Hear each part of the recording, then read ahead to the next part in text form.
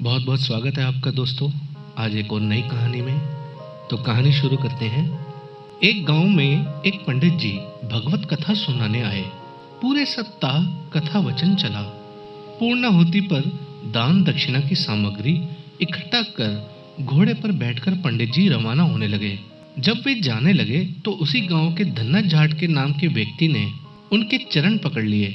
वह बोला, पंडित जी महाराज, आपने कहा था कि जो ठाकुर जी की सेवा करता है उसका बेड़ा पार हो जाता है। आप तो जा रहे हैं। मेरे पास ना तो ठाकुर जी हैं, ना ही मैं उनकी सेवा पूजा की विधि जानता हूँ, इसलिए आप मुझे ठाकुर जी देकर पधारें।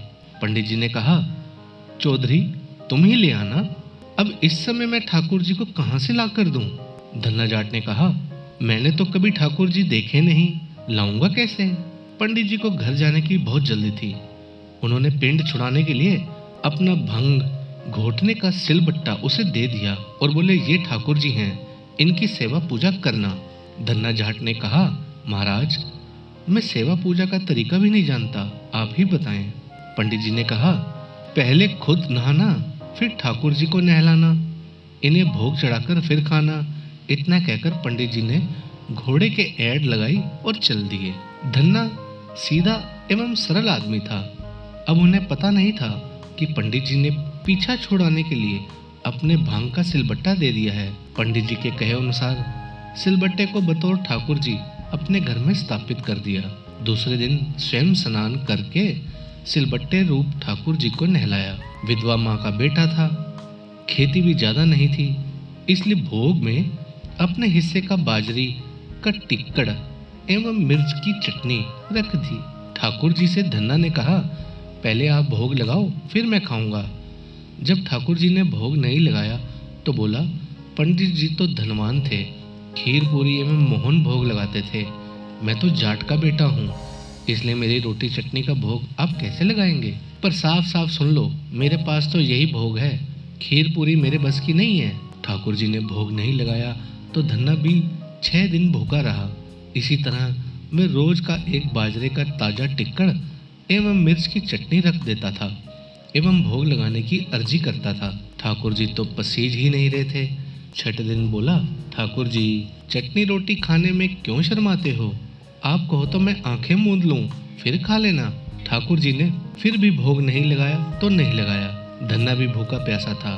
7वें दिन धन्ना जट बुद्धि पर उतर आया, फूट फूट कर रोने लगा एवं कहने लगा कि सुना था आप दीन दयालु हो, पर आप भी गरीब की कहाँ सुनते हो?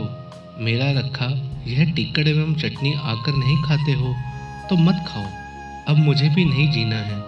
इतना कहकर उसने सिलबट्टा उठाया और सिर फोड़ने को तैयार हुआ। अचानक सिलबट्टे से एक प्रकाश पुंज प्रकट हुआ एवं धन्ना का हाथ पकड़ा। कहा, देख धन्ना, मैं तेरा चटनी टिक्कड़ खा रहा हूँ।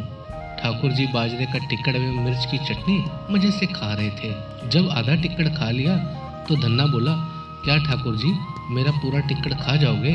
मैं भी 6 दिन से भूखा प्यासा हूँ, आधा टिक्कड़ तो मेरे लिए भी रखो। ठाकुर जी ने कहा, तुम्हारी चटनी रोटी बड़ी मीठी लग रही है, तू दूसरी खा लेना।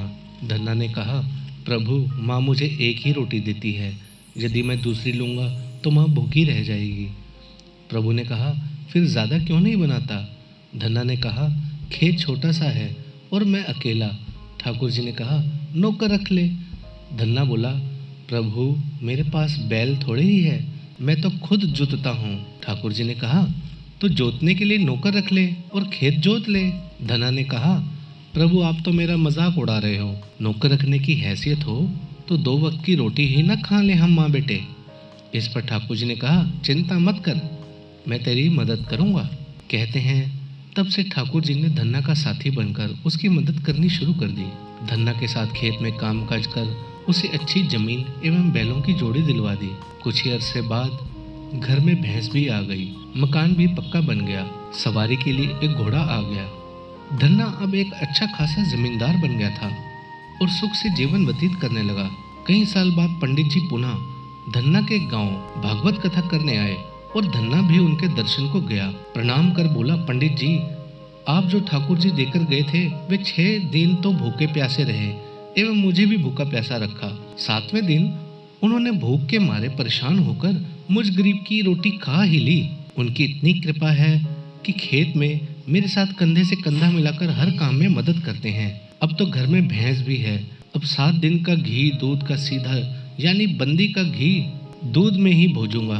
पंडित जी ने सोचा, मूर्ख आदमी है, मैं तो भांग घोटने का सिलबट्टा देकर गया था। गांव में पूछने पर लोगों ने बताया कि चमत्कार तो हुआ है। धन्ना अब वह गरीब नहीं रहा, जमींदार बन गया है। दूसरे दिन पंडित जी ने कहा, कल कथा में तेरे खेत में काम करने वाले साथी को लाना। घर आकर प्रभु से निवेदन किया कि कथा में चलो। तो प्रभु ने कहा, मैं नहीं चल सकता, तुम जाओ।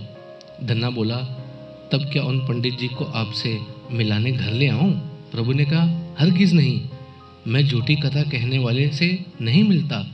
जो अपना काम मेरी पूजा समझकर करता है, मैं उसी के साथ रहता हूँ। धन्यवाद दोस्तों, अगर आपको ये कहानी पसंद आई तो मेरे इस वीडियो को लाइक कीजिए, मेरे चैनल को सब्सक्राइब कीजिए और बेल नोटिफिकेशन के आइकन को दबा दीजिए ताकि सबसे पहले जो भी मैं स्टोरी डालूं आप तक उसका नोटिफिकेशन आ जाए और आप उसे आसानी से देख सकें। और एक बात, अगर आपको कहानी पसंद आई तो अपने दोस्तों के साथ शेयर कीजिए। धन्यवाद।